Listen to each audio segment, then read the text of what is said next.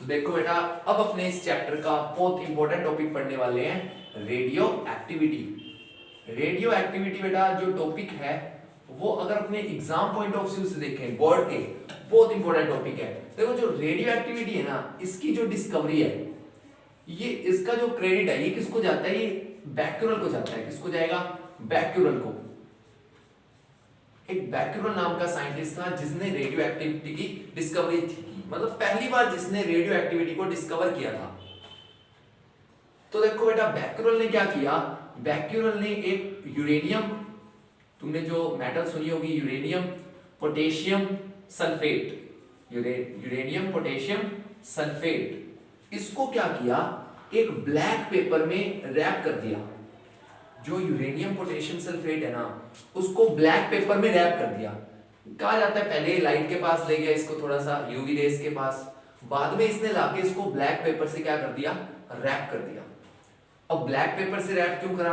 क्योंकि देखो black pepper होता है ना, वो एब्जॉर्बर बहुत अच्छा होता है, तो इसने इसको ब्लैक पेपर से रैप करा। साथ में इसने एक इसमें मेटल, मेटल कौन सी? सिल्वर। अमीर आदमी था, सिल्वर की मेटल ले आया, सिल्वर की मेटल लाके यहां रख दी। बाद में उसने क्या किया? इसके पीछे एक फोटोग्राफिक प्लेट रख दी। क्या रख दी? Photographic plate. ये है हमारी फोटोग्राफिक प्लेट। तो इसने क्या ऑब्जर्व किया? इसने ऑब्जर्व किया कि थोड़े समय बाद यहां पर इसको स्पॉट दिखे, ब्लैक ब्लैक स्पॉट दिखे। जो फोटोग्राफिक प्लेट है इस पे इसको ब्लैक स्पॉट दिखे। तो इसको पता लगा कि जो यूरेनियम है इससे कुछ ना कुछ रेज निकल रही है। क्या निकल रही है बेटा? रेज निकल रही है। इस यूरेनियम से कुछ ना कुछ रेज निकल रही होंगी, और रेज की पेनिट्रेटिंग पावर इतनी ज्यादा है कि वो देखो, एक तो ब्लैक पेपर को पार कर गई, ब्लैक पेपर को पार करके उसके बाद ये सिल्वर के टुकड़े को भी पार कर गई, और उसके बाद भी फोटोग्राफिक प्लेट पर क्या कर दी? इसने स्पॉट बना दी। मतलब ऐसी रेज निकल रही हैं जिनकी पेनिट्रेटिंग पावर क्या है? बहुत ज्यादा है, और ये जो इसको, इस रेस को अपने कंट्रोल भी नहीं कर सकते। ठीक है, मतलब उसको पता लग गया कि ये कोई न्यू टाइप का फिनोमेना है जिसको उसने क्या कह दिया? Radio activity. ठीक है, तो इससे अपने रेडियो एक्टिविटी की डेफिनेशन बनेगी कि व्हाट इज रेडियो एक्टिविटी। हाँ, तो व्हाट इज रेडियो एक्टिविटी? तो देखो बेटा, it is a natural phenomena, it is a natural phenomena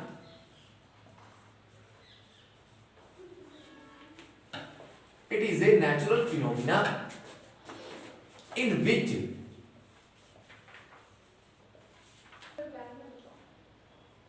an unstable nuclei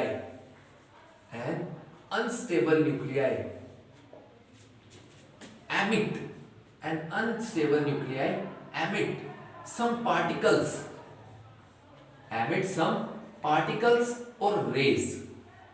मतलब एक नेचुरल फिनोमिना है जिसमें से एक अनस्टेबल न्यूक्लियाई खुद में से कुछ क्या कर रहा है? पार्टिकल्स और रे क्या कर रहा है? एमिट कर रहा है, ताकि वो स्टेबल हो सके। क्योंकि देखो बेटा, हर बंदा स्टेबल होना चाहता है। तुम पढ़ रहे हो, क्यों पढ़ रहे हो? ताकि तुम्हें अच्छी जॉब मिले, ताकि तुम स्टेबल हो जाओ। तो वो जो न्यूक्लियाई है वो भी क्या करना चाहता है? वो स्टेबल होना चाहता है। ठीक है, तो देखो बेटा, जो भी फिनोमिना हो रहा है वो न्यूक्लियस में हो रहा है, एटम में नहीं हो रहा। कहां हो रहा है? न्यूक्लियस में। तो जो भी फॉर्मूला हो रहा है, जो भी फिनोमिना हो रहा है वो न्यूक्लियस में हो रहा है, एटम में नहीं हो रहा। मतलब इसमें इलेक्ट्रॉनों का कोई लेना देना नहीं है। इस फिनोमिना में किनका किनका लेना देना है? सिर्फ प्रोटॉन और न्यूट्रॉन। सिर्फ दो जनों का लेना देना है, एक प्रोटॉन और एक न्यूट्रॉन।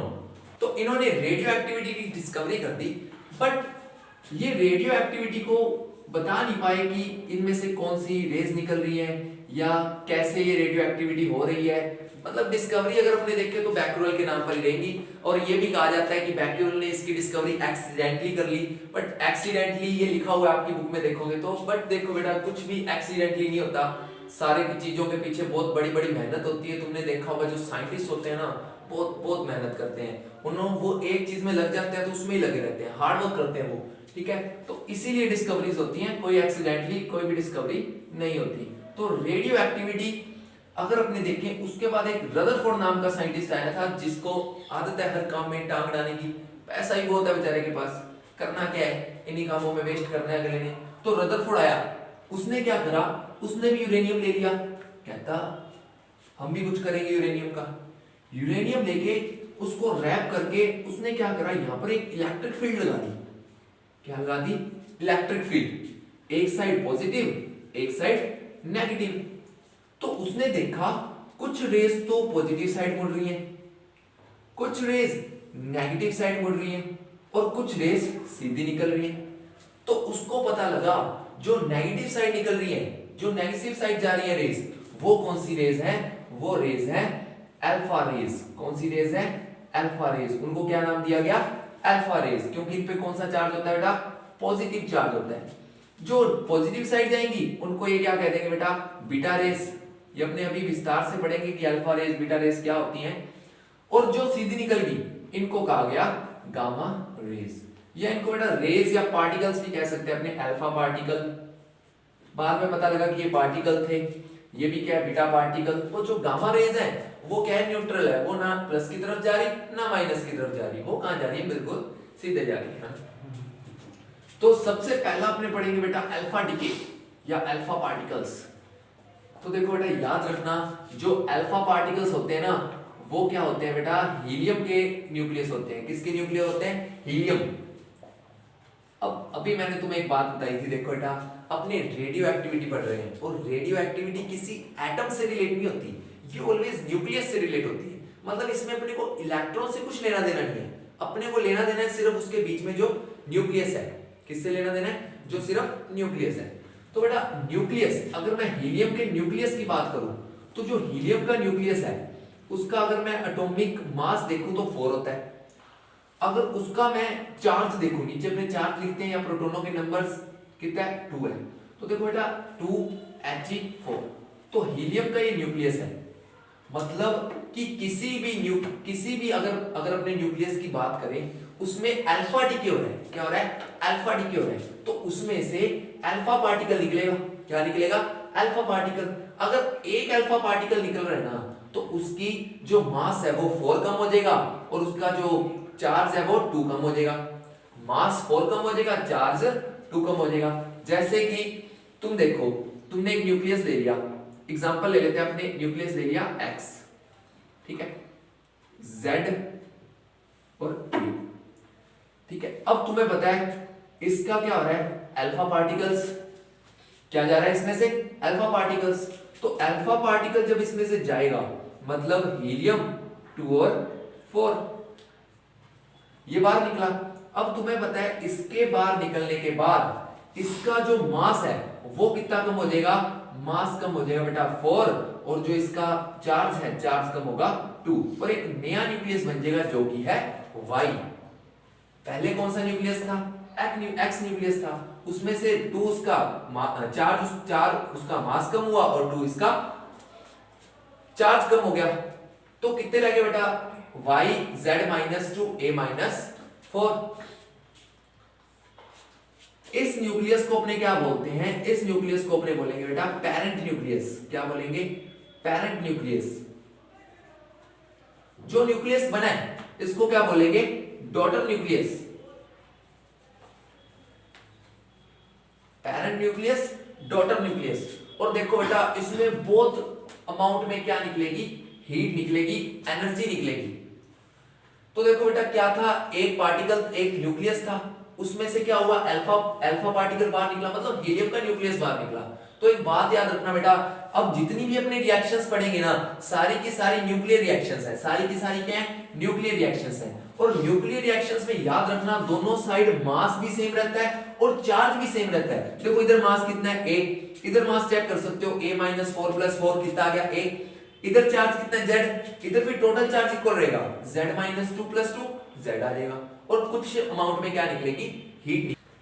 देखो मेन बात ये है कि ये जो एनर्जी है ये एनर्जी आई कहां से? तो देखो बेटा तुम्हें पता लगेगा जो पेरेंट न्यूक्लियस था ये हमारा अनस्टेबल था, इसलिए हीलियम निकाला ताकि इसका जो इसका चार्ज है वो 2 कम हो जाए, मास इसका 4 कम हो जाए। तो ये कुछ स्टेबल हो गया। लेकिन ये हीट कहां से, एनर्जी कहां से आई? तो तुम ध्यान से देखो, तुमने एक कॉन्सेप्ट पढ़ रखा है बाइंडिंग एनर्जी। तो तुम्हें पता होगा जैसे ही कोई न्यूक्लियस है उसका मास बढ़ता है तो बाइंडिंग एनर्जी की वैल्यू कम होती है। मास बढ़ता है, बाइंडिंग एनर्जी की वैल्यू कम होती है। तो इसकी बाइंडिंग एनर्जी की वैल्यू कम है, इसकी बाइंडिंग एनर्जी की वैल्यू क्या है, ज्यादा है।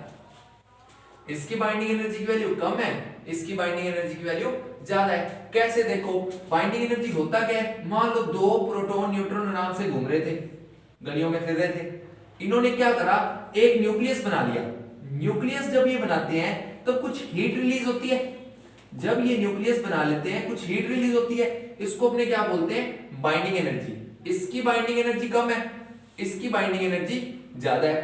तो अब देखो ये न्यूक्लियस अपनों ने बना लिया, मान लो इसकी बाइंडिंग एनर्जी 10 है, इसकी बाइंडिंग एनर्जी 12 है, एक एग्जांपल ले लिया, इसकी 10 है, इसकी 12 है। तो देखो इसने जब, मतलब 10 होने का मतलब ये है जब इन्हें प्रोटॉन न्यूट्रॉन जुड़े तो 10 एनर्जी निकली। कितनी एनर्जी निकली, 10। अब इससे एक नया बन गया न्यूक्लियस। अब ये जो नया न्यूक्लियस बना है इसको बनने के लिए कितनी एनर्जी निकालनी पड़ेगी, 12, 12। तो 10 तो निकल ही चुकी है पहले, तो कितनी और निकालनी पड़ेगी, 2। मतलब ये 2 जो एनर्जी निकली है ना, ये बाइंडिंग एनर्जी के कॉन्सेप्ट से निकली है। और बाइंडिंग एनर्जी क्या होता है, जब न्यूक्लियस बनता है, जब न्यूक्लियस बनता है जो हीट रिलीज होती है वो बाइंडिंग एनर्जी होती है। ठीक है, तो यहां पर भी हीट रिलीज हुई है, यहां पर इससे ज्यादा अमाउंट में होनी चाहिए, यहां 10 थी तो यहां 12 होनी चाहिए, तो 2 जो रह गई वो क्या होगी, हीट के रूप में रिलीज होगी। अब एक बात समझो, यहां पे एक और कॉन्सेप्ट से तुम्हारी बुक में समझा रखा है, देखो तुम चेक करोगे ना कि जो इसका जो टोटल मास आएगा दोनों का, इन दोनों का जो टोटल मास आएगा वो इससे ऑलवेज कम आएगा, इन दोनों का जो टोटल मास आएगा इससे हमेशा कम आएगा।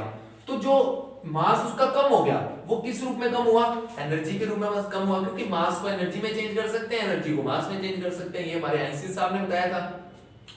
तो देखो, तो अपने एनर्जी की वैल्यू अगर निकालनी है तो इस हिसाब से निकालते हैं। देखो ये जो क्यू निकला है ये हिसाब से निकालते हैं।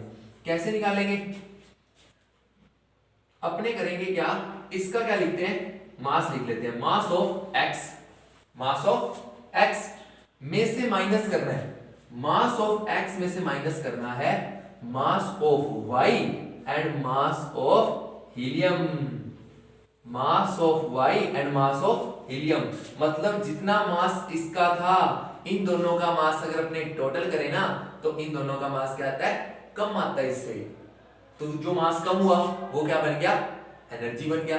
तो mass of X minus mass of Y minus mass of helium, तो ये आ जाएगी हमारी क्यू की वैल्यू, नहीं इससे हमारा मास आएगा ना, जो मास कम हुआ है। अगर क्यू एनर्जी में चेंज करना है तो E इज इक्वल टू क्या होता है, हमें पता है डेल एम सी स्क्वायर, और डेल एम हमारा ये है, तो m X minus m Y minus mass of helium into m c square.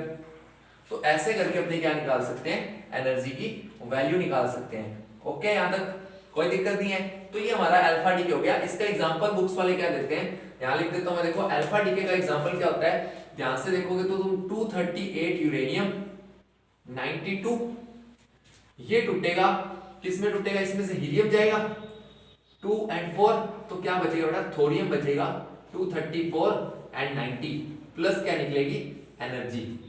ठीक है, और ये एनर्जी, ये जो हीलियम निकला है इसको क्या मिल जाएगी, इसको मिल जाएगी, ये एनर्जी सारी इसको मिल जाएगी। तो इसको मिल जाएगी तो इसमें क्या आ जाएगी, काइनेटिक एनर्जी आ जाएगी, मतलब ये बहुत स्पीडली जाता है, इसकी पेनिट्रेटिंग पावर बहुत बड़ी होती है, तो किसी को भी ये क्या कर सकता है, पेनिट्रेट करके जा सकता है। तो ये हमारा हो गया अल्फा डीके। तो अल्फा डीके में इसका न्यूमेरिकल बहुत अच्छा, बहुत बढ़िया इसका न्यूमेरिकल बनता है, और इसका न्यूमेरिकल पेपर में खासकर पूछा जाता है, E बराबर डेल एम सी स्क्वायर, और डेल एम की वैल्यू ऐसे निकल जाएगी। ठीक है, अब इसके बाद अपने जो सेकंड टॉपिक पढ़ने वाले हैं वो पढ़ने वाले हैं बीटा डीके। तो इसको रफ कर देते हैं पहले।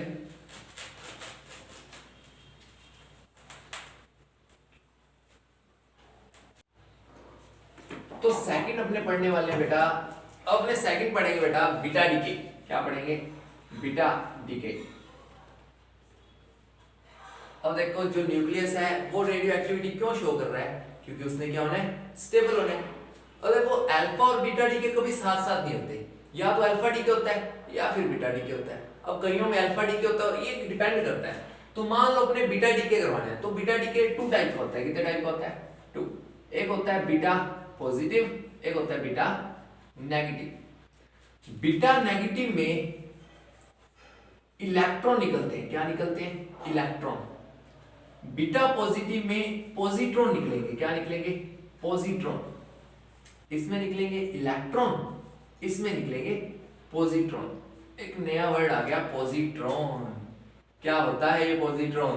तो देखो बेटा, पॉजिट्रॉन इलेक्ट्रॉन के ही मतलब सेम चीज है। जितना चार्ज इलेक्ट्रॉन पे उतना चार्ज पॉजिट्रॉन पे, जितना मास इलेक्ट्रॉन का उतना मास पॉजिट्रॉन का। बट सिर्फ बात ये याद रखना, इसका चार्ज होता है ऑपोजिट। चार्ज क्या होता है? Opposite two electron. मतलब जो पॉजिट्रॉन है वो सेम इलेक्ट्रॉन ही है, बट उसका चार्ज उससे अपोजिट है।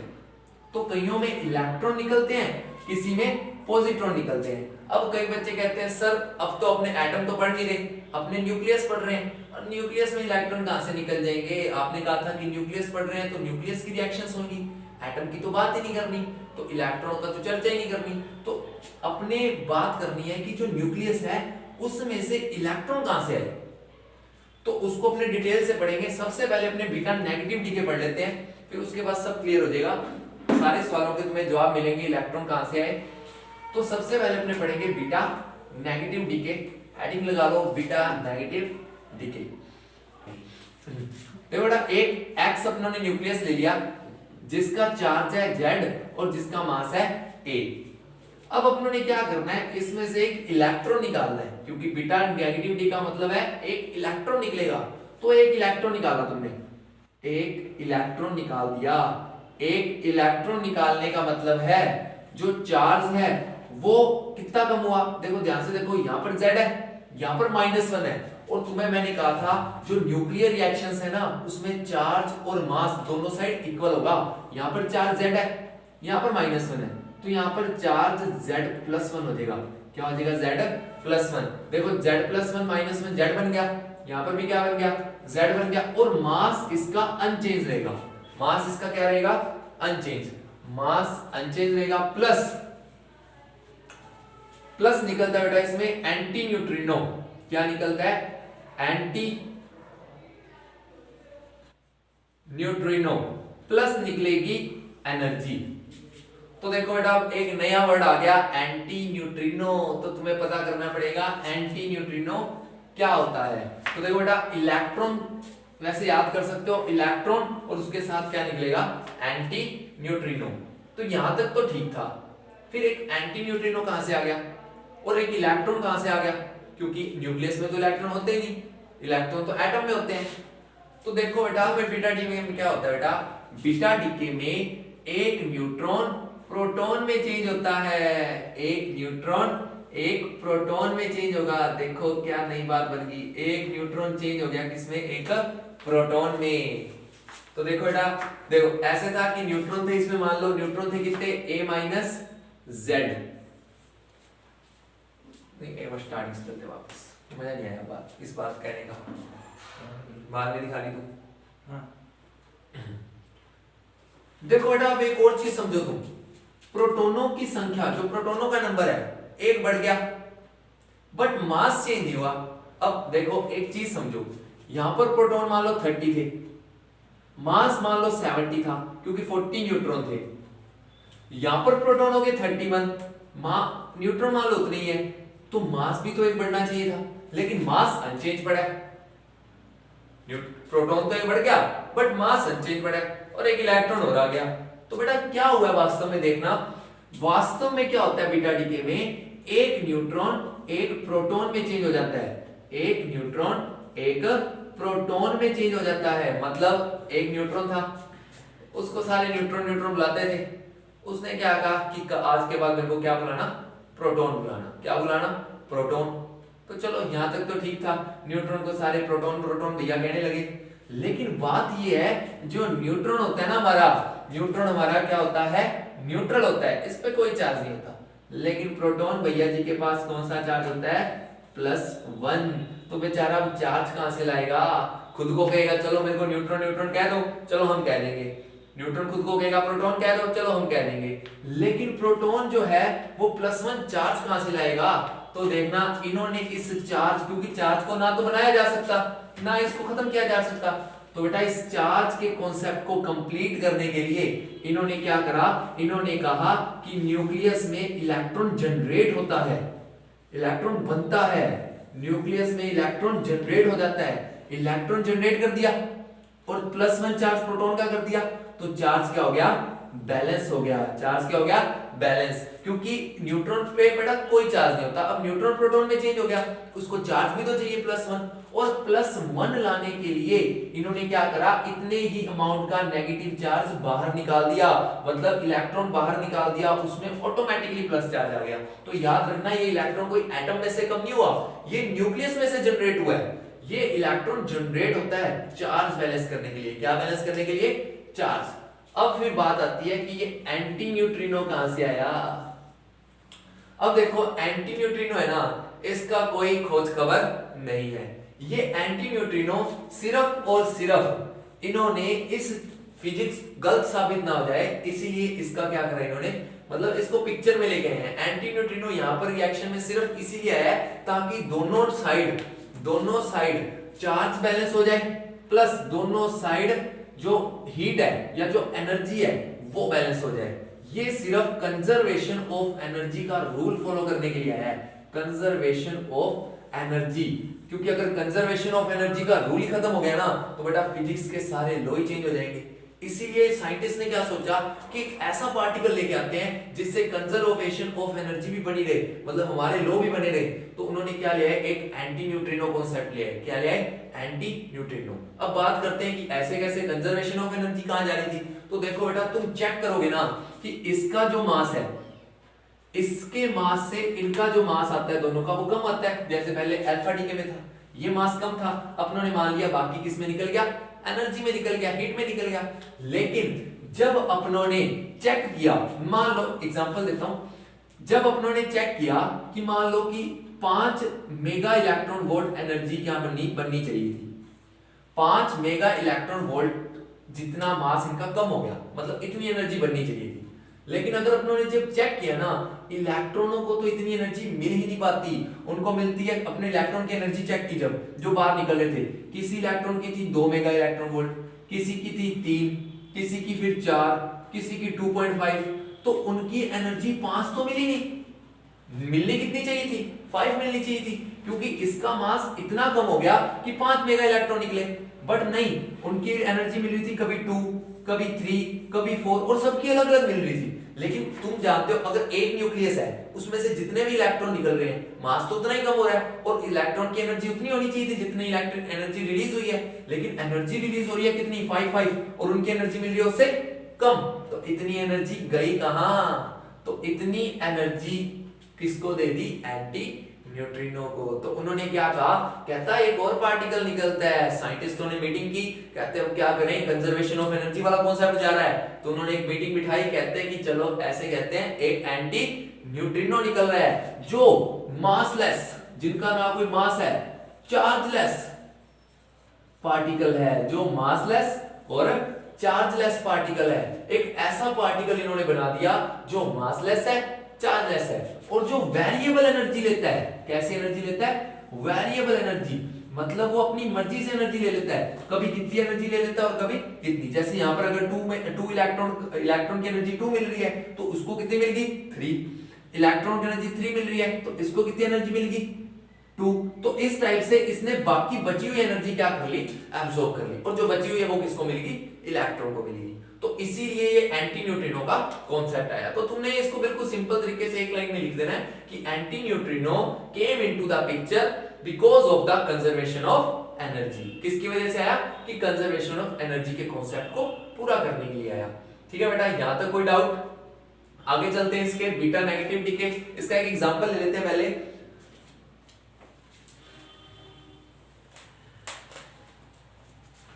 देखो P1532 ये ले लिया अपनों ने, क्या ले लिया, फास्फोरस ले लिया 15 और 32।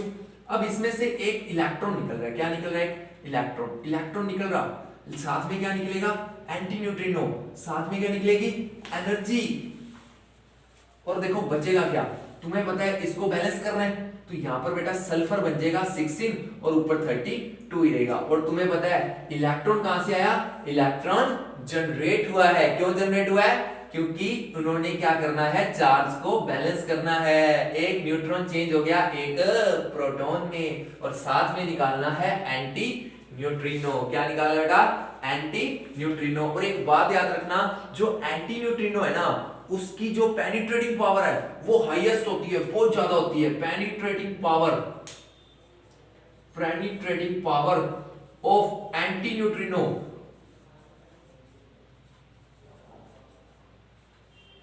इज वेरी हाई, बहुत हाई होती है। और इसको किसी चीज से अट्रैक्ट नहीं होता, ना ये पॉजिटिव से अट्रैक्ट हो ना नेगेटिव से। क्यों? क्योंकि ये मासलेस और चार्जलेस पार्टिकल है। ओके, ये अब सेकंड पढ़ेंगे बेटा, देखो बीटा नेगेटिव पॉजिटिव डीके। क्या पढ़ेंगे? Beta positive decay. देखो बीटा नेगेटिव डीके में क्या निकल रहा था? इलेक्ट्रॉन।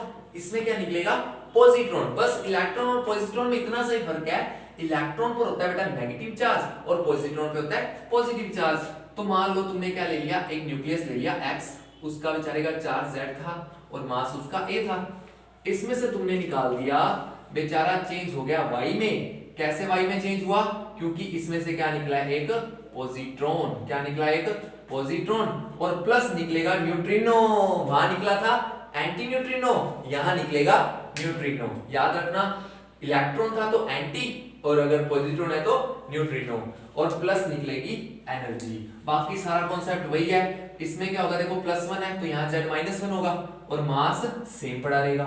मास चेंज नहीं होगा, लेकिन क्या कम हो गया? एक प्रोटॉन कम हो गया। तो तुम्हें याद रखना है, प्रोटॉन चेंज कन्वर्ट हो जाएगा, चेंज हो जाएगा किसमें? Change into neutron. मतलब जो हमारे प्रोटॉन भैया थे वो कहते मेरे को अब क्या कहना? न्यूट्रॉन कहना। तो पहले प्रोटॉन कहते थे, अब उसको क्या कहने लगे? न्यूट्रॉन। और प्रोटॉन का तो चार्ज होता है बेटा, कितना होता है? +1 मान लेते हैं। तो न्यूट्रॉन का चार्ज नहीं होता। तो इन्होंने क्या किया, इस चार्ज को बैलेंस करने के लिए ये चार्ज यहां से निकाल दिया। प्रोटॉन ने अपना चार्ज भी डोनेट कर दिया, बाहर निकाल दिया। तो क्या बन गया? वो न्यूट्रॉन बन गया। और साथ में वही न्यूट्रिनो और एनर्जी। और न्यूट्रिनो उसी कॉन्सेप्ट से आएगा बेटा कि जो एनर्जी ये जो पॉजिट्रॉन की थी वो वेरिएबल एनर्जी बन रही थी। बार बार एनर्जी क्या बन रही थी? कम बन रही थी टोटल एनर्जी से, जितनी एनर्जी मिलनी चाहिए थी। तो क्या आ गया? एक न्यूट्रिनो और ले लिया जो वो वेरिएबल एनर्जी लेता है। वो बाकी सारा कॉन्सेप्ट सेम ही रहेगा। न्यूट्रिनो एंटी न्यूट्रिनो सेम, बिल्कुल सेम सी चीज लेते हैं। ठीक है, यहाँ पर बेटा पॉजिटिविटी हो जाएगा। इसका एग्जांपल लेंगे बेटा, सोडियम ले लिया 1122। इसको अगर इसमें से अगर अपने +1 इलेक्ट्रॉन 0 मतलब पॉजिट्रॉन निकाल दें तो क्या बचेगा बेटा हमारे पास? सोडियम से बन जाएगा ये नियोन, क्योंकि इसका एक 10 हो गया और एटॉमिक मास इसका सेम रहेगा +V+Q। ओके, तो ये हमारा बीटा पॉजिटिव डीके यही खत्म होता है। बस याद इतना सा रखना, इतना सा फर्क है, प्रोटॉन चेंज हो जाता है न्यूट्रॉन में। उसमें न्यूट्रॉन प्रोटॉन में, इसमें प्रोटॉन न्यूट्रॉन में। उसके बाद अपने तीसरा इसमें टॉपिक पढ़ेंगे गामा डीके। देखो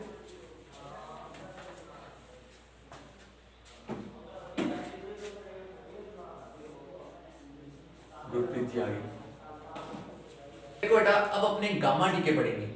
गामा डीके क्या होता है कि देखो अल्फा डीके हो चाहे बीटा डीके हो, गामा डीके पक्का होगा। देखो अल्फा और बीटा डीके में से एक होता है, किसी रेडियो एक्टिव मतलब न्यूक्लियस में से या तो अल्फा डीके होता है या फिर उसमें बीटा डीके होता है, लेकिन गामा डीके हर बार होगा। गामा डीके क्या है? गामा एक पार्टिकल्स नहीं होते, ये रेज होती है। गामा क्या होती है?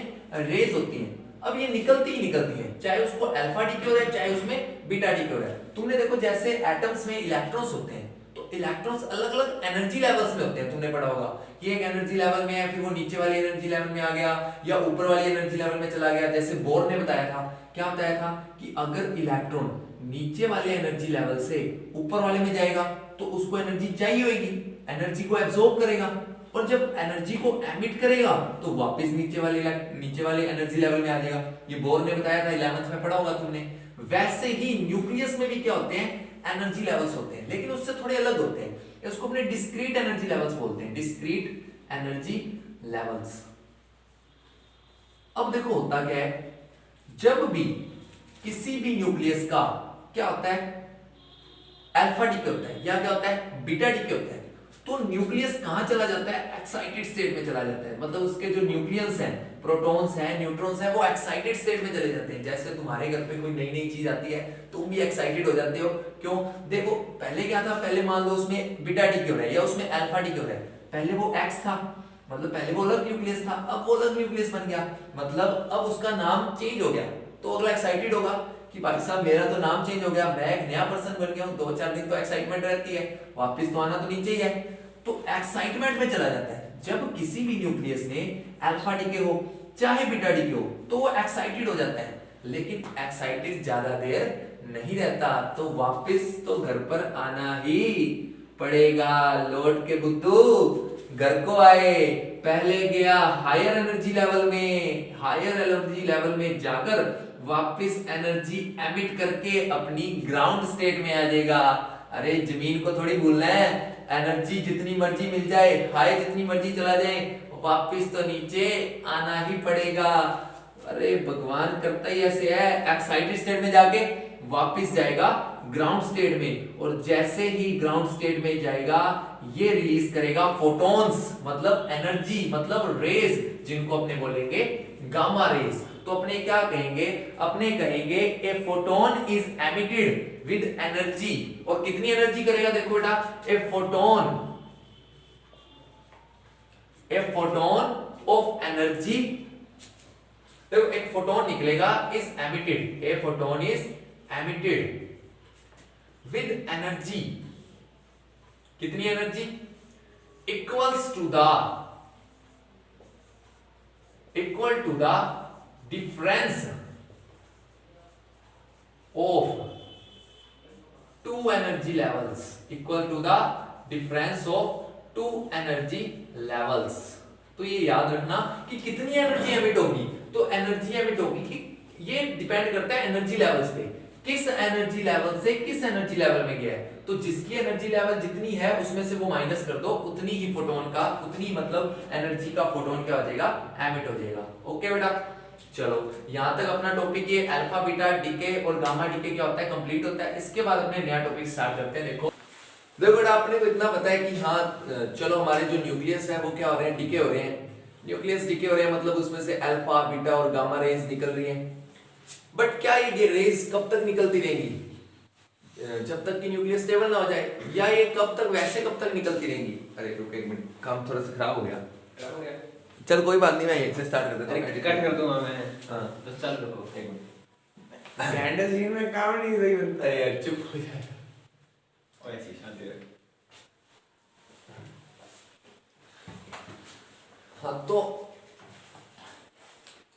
हमको पढ़ाओ सर आप। चुप। हाँ तो बेटा अपने को पता है कि देख न्यूक्लियस डीके हो रहा है, न्यूक्लियस क्या हो रहा है? डीके हो रहा है। उसमें से अल्फा रेज, बीटा, गामा सारा कुछ निकल रहा है। बट बात ये है कि वो कब तक निकलता रहेगा, कि या उसकी जो निकलने की रेट क्या होगी या उसकी स्पीड क्या होगी, कि कब तक जो कोई पार्टिकल है वो डीके होता रहेगा।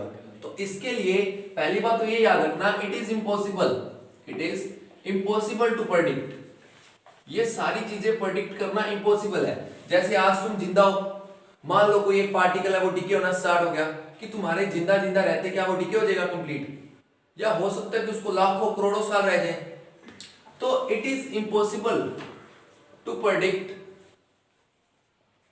When a nucleus will decay, कि ये प्रेडिक्ट करना बहुत ज्यादा इम्पॉसिबल ही कह सकते हैं वैसे तो, कि ये प्रेडिक्ट करना इम्पॉसिबल है कि कोई न्यूक्लियस कब डीके हो जाएगा।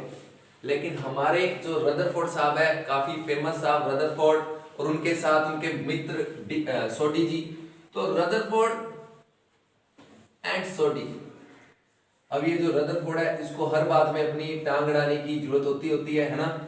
चलो कोई बात नहीं, सह लेंगे। रदरफोर्ड एंड सोडी इन्होंने एक लॉ दिया जिसको बोला जाता है बेटा रदरफोर्ड एंड सोडी लॉ। इन्होंने क्या कहा? ये कहते कि हाँ चलो ठीक है, अपने प्रेडिक्ट नहीं कर सकते कि कोई जो न्यूक्लियस है वो कब डीके होगा, बट उसकी रेट के बारे में अपने कुछ अंदाजा लगा सकते हैं। उन्होंने क्या कहा? द रेट ऑफ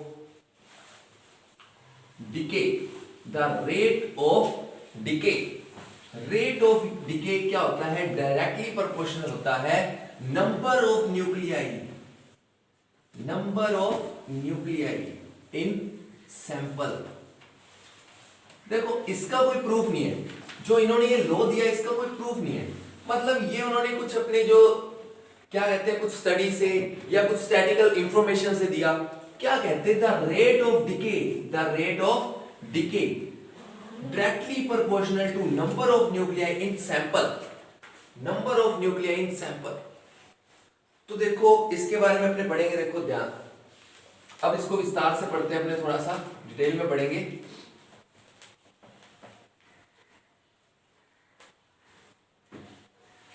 तो क्या कहता the rate of decay,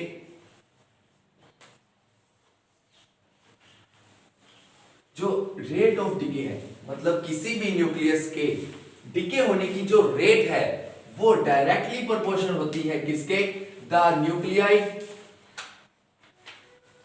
present in sample, की सैंपल में कितने न्यूक्लियाई प्रेजेंट है उसके नंबर के, उसके नंबर के डायरेक्टली प्रोपोर्शनल होती है। तो रेट ऑफ डिके अगर अपने एग्जांपल ले, मान लो नंबर ऑफ न्यूक्लियाई कितने हैं, n है, नंबर ऑफ न्यूक्लियाई कितने बेटा, n है।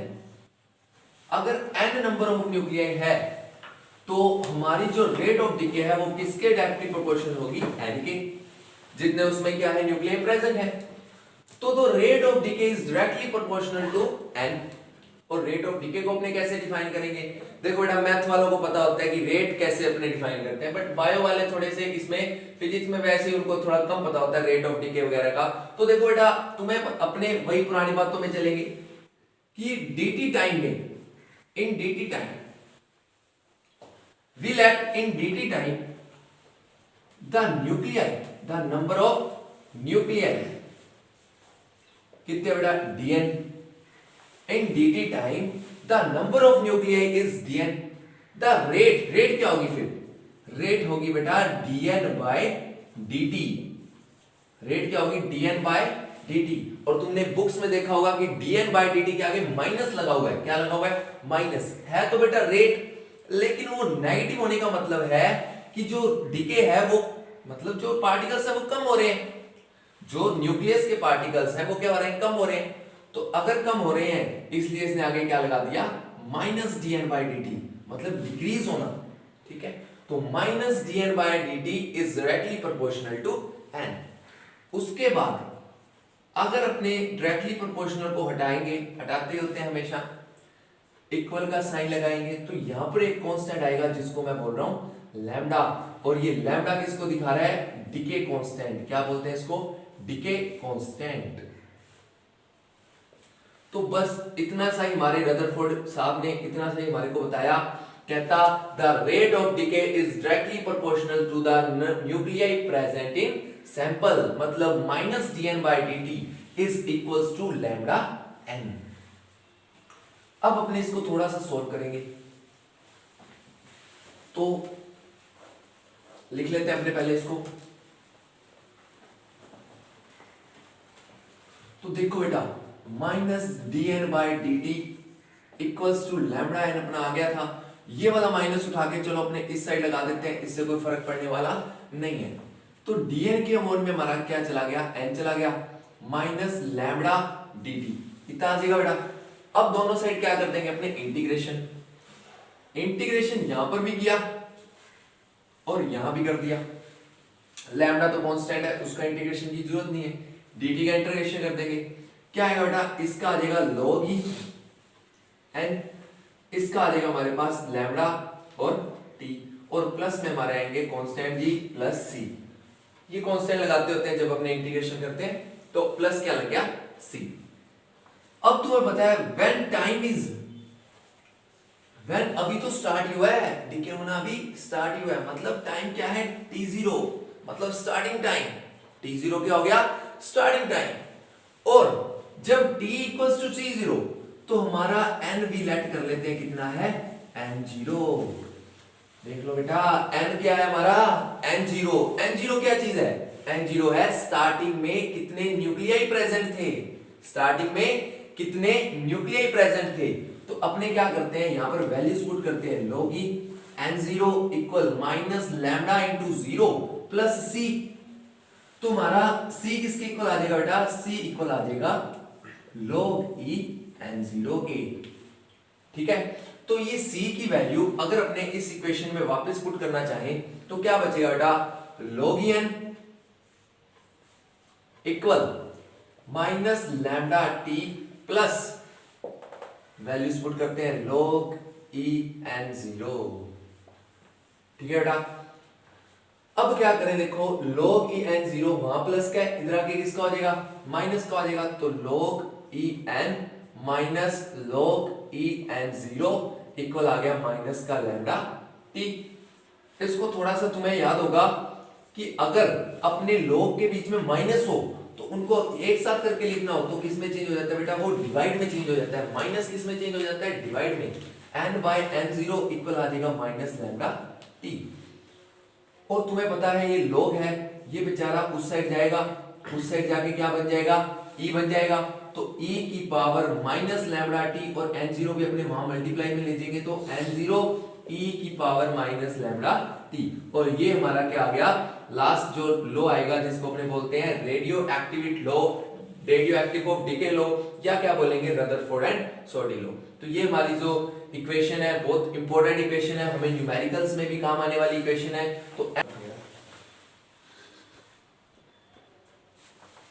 तो देखो बेटा ये जो हमारी इक्वेशन आई है इसमें हमें पता करना है कि n क्या है, n0 क्या है। तो बेटा देखो जो n है वो हमारा है number of undecayed nuclei, number of undecayed nuclei, number of undecayed nuclei present at time t, present at time t मतलब टाइम t पर कितने न्यूक्लियाई प्रेजेंट हैं वो क्या है? हमारा n। और n0 हमारा क्या है? n0 हमारा है कि अगर कि जो इनिशियल स्टार्टिंग में कितने न्यूक्लियाई प्रेजेंट थे, तो इनिशियल नंबर ऑफ न्यूक्लियाई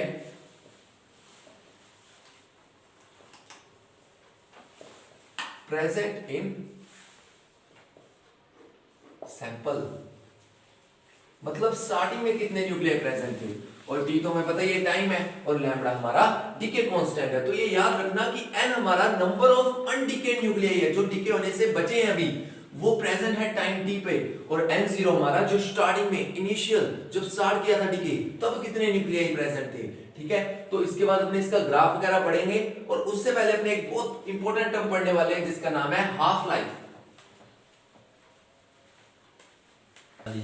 तो बेटा हाफ लाइफ पढ़ने वाले हैं, हाफ लाइफ, हाफ लाइफ। तो हाफ लाइफ क्या होता है बेटा? The time in which the number of nucleis, the number of undecayed nuclei कर लो, the time in which the number of undecayed nuclei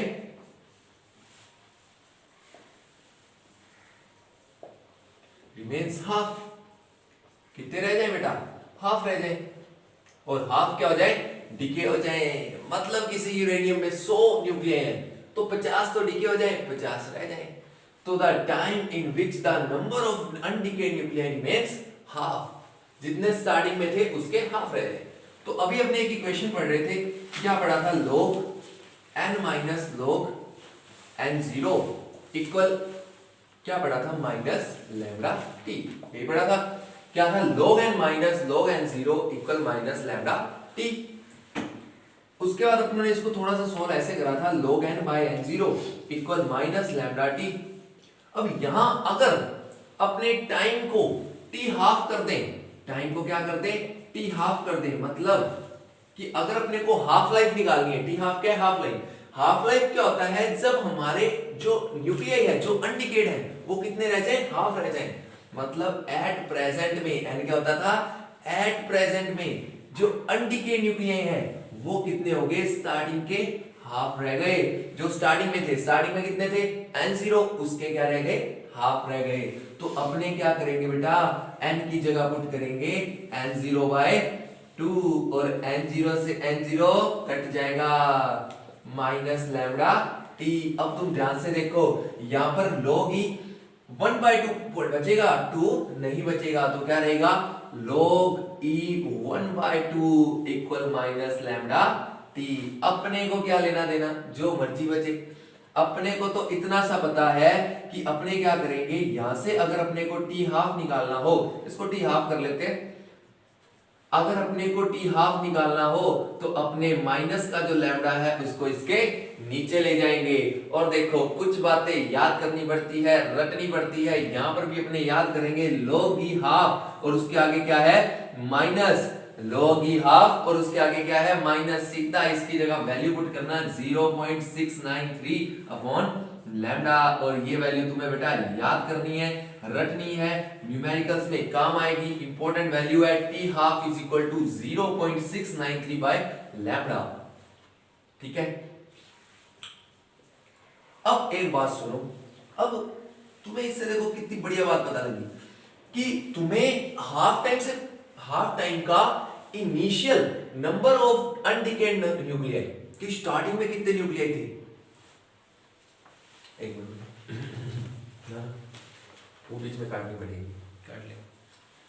तो देखो बेटा हाफ तुम्हें इससे देखो बेटा तुम्हें इससे कितनी बढ़िया बात पता लगी, क्या कि जो हाफ टाइम है वो किसी चीज पर डिपेंड नहीं कर रहा। किस चीज पे डिपेंड कर रहा है, सिर्फ डीके कांस्टेंट पे। किस पे डिपेंड कर रहा है, सिर्फ और सिर्फ डीके कांस्टेंट पे डिपेंड कर रहा है। मतलब इसका क्या है कि हाफ लाइफ है वो न्यूक्लियस पे डिपेंड नहीं करती कि स्टार्टिंग में न्यूक्लियस कितने थे, इनिशियल न्यूक्लियस पे डिपेंड नहीं कर रही, मतलब n0 पे डिपेंड नहीं कर रही, वो सिर्फ डिपेंड कर रही है डीके कांस्टेंट पे। मतलब कोई भी एक जब तुम न्यूक्लियस लोगे ना या न्यूक्लियाई लोगे तो क्या होगा बेटा, उस न्यूक्लियस का हाफ लाइफ सेम होगा, मतलब हाफ लाइफ बार बार सेम होगा। इसको समझते हैं, अपने ग्राफ से समझते हैं, फिर तुम्हें बिल्कुल बढ़िया समझ आ जाएगा। तो देखो बेटा इसके बाद अपने ग्राफ बनाएंगे जो बहुत इंपॉर्टेंट ग्राफ है, ये हाफ लाइफ को लेकर के है ग्राफ। देखो तुम्हें पता है कि अभी अपने पढ़ के आए हैं कि जो t हाफ है वो हमारा किसी पे डिपेंड नहीं करता, 0.693 सिर्फ डिपेंड करता है हमारे लैम्डा पे, और वो खुद कांस्टेंट है बेचारा। ठीक है, तो तुमने ग्राफ बनाना है, किनके बीच ग्राफ बनाना है, तुमने ग्राफ बनाना है बेटा number of nuclei, number of undecayed nuclei and time के बीच, नंबर ऑफ अनडिकेड न्यूक्लियाई और टाइम के बीच। तुम्हें पता है जब टाइम 0 था, जब स्टार्ट हुआ था तो न्यूक्लियस कितने थे बेटा, न्यूक्लियस थे n0। अरे जब स्टार्ट हुआ था इनिशियल नंबर ऑफ न्यूक्लियाई कितने थे n0। लेकिन जैसे ही हाफ टाइम गुजरा, मतलब हाफ लाइफ गुजरी, तो क्या होगा, अरे गुजरी भाई हाफ लाइफ गई t हाफ, तो क्या होगा n0 का आधा रह जाएगा। n0 का क्या रह जाएगा, आधा। तो आधा कर दो, आधा यहां कहीं कर देते हैं, ये लो बेटा n0 का क्या रह गया हाफ, और यहां लिख दो n0/2। ठीक है, अब उसके बाद हाफ और लाइफ गुजरी, मतलब उतना ही टाइम फिर चला गया, जिसको मैं 2t हाफ लिख रहा हूं, जितना टाइम पहले गया उतना टाइम फिर चला गया। अगर उतना टाइम फिर चला गया तो बेटा तुम्हें क्या मतलब है कि नंबर ऑफ न्यूक्लियाई कितने हैं, तुम्हें मतलब सिर्फ इतना है कि ये हाफ लाइफ है, मतलब न्यूक्लियस इसके आधे रह जाएंगे। ठीक है, तो पहले न्यूक्लियस कितने थे n0/2, और इस हाफ लाइफ में न्यूक्लियस फिर आधे रहने वाले हैं, मतलब इसका फिर हाफ कर दो और यहां आ जाएगा n0/4। अब फिर हाफ टाइम गुजरा, हाफ लाइफ गुजरी, अब तुम्हें पता है न्यूक्लियस फिर इसके हाफ रहने वाले हैं, सिर्फ इसके हाफ रहने वाले हैं, तो इसके हाफ रहेंगे तो फिर इसका हाफ कर दो, हाफ करा, अब कितने रह गए बेटा n0/8, और उसके बाद फिर इसका हाफ हो जाएगा। तो बेटा तुम देखोगे ना कि इसका ग्राफ कुछ इस टाइप से बनेगा, और ध्यान से देखो ये जो ग्राफ है ये किसको बता रहा है, ये बता रहा है कि स्टार्टिंग में जो डीके है वो बहुत तेजी से हो रहा था, स्टार्टिंग में डीके बहुत तेजी से हो रहा था, लेकिन बाद में डीके की रेट धीरे धीरे क्या होने लगी, कम होने लगी। क्यों कम होने लगी, क्योंकि बेटा न्यूक्लियस जो प्रेजेंट है ना इसमें सैंपल में, उनकी नंबर्स भी तो डिक्रीज हो गए।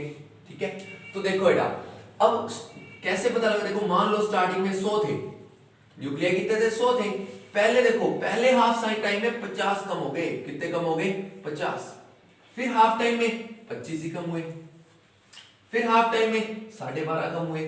फिर हाफ टाइम में 6.25 कम हुए। तो देखो बेटा उतने ही टाइम में बार बार जो न्यूक्लियस कम हो रहे हैं उनका नंबर्स डिक्रीज हो रहा है। तो ये टाइप से अपने को ये वाला क्या करना है? याद करना है। ये वाला ग्राफ बहुत सिंपल ग्राफ है। देखो बेटा एक आधी बार बना के देखोगे बहुत सिंपल याद हो जाएगा। तो ये हमारा रदरफोर्ड एंड शोर्टी लॉ था। उसके बाद अपने क्या पढ़ने वाले हैं इसमें? उसके बाद अपने रिएक्शंस पढ़ेंगे, बढ़िया बढ़िया रिएक्शंस, बॉम्ब बनाना सीखेंगे।